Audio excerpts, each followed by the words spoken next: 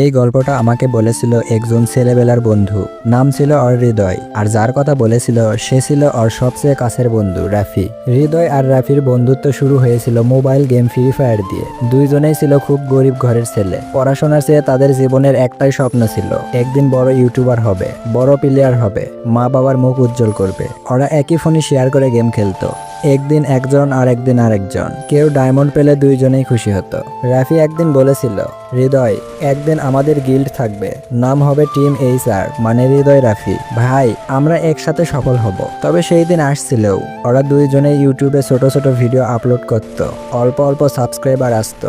একদিন একটা video viral হয়ে গেল, কিন্তু ভিডিওটি ছিল হৃদয়ের। তখন থেকে রাফির আচরণ একটু বদলাতে শুরু করলো। রাফি ভিতরে ভিতরে জ্বলছিল। একদিন হঠাৎ হৃদয় জানলো তার নিজের চ্যানেল থেকে ভিডিও কেউ যেন রিপোর্ট করে দিচ্ছে, ডিমনিটাইজ হয়ে যাচ্ছে, ভিউ কমে যাচ্ছে। আর খোঁজ খবর নিয়ে বুঝলো এইসব করছে রাফি। হৃদয় কেঁদে কেঁদে বলছিল, ভাই তুই এটা কিভাবে করতে পারলি? তুই তো আমার ভাই ছিলি। রাফি চোখ সরিয়ে বলেছিল, তুই ভাইরাল হোস, আমার কিছু যায় আসে না, কিন্তু আমি আর তোর ছায়ার নিচে থাকতে চাই না। আমি নিজে শাইন করতে চাই। এরপর থেকেই দুই বন্ধু আলাদা হয়ে গেল। হৃদয় মানসিকভাবে ভেঙে পড়লো, ভিডিও করা বন্ধ করে দেয়, ফ্রি ফায়ারও খেলা বন্ধ করে দেয়। একদিন ওর ফেসবুক প্রোফাইলে একটা স্ট্যাটাস দেয়, যেই বন্ধু একদিন বলেছিল একসাথে সাফল্য খুঁজবো, সেই বন্ধুই আমাকে একা করে দিয়েছে। এখন আর কিছুতেই মন বসে না।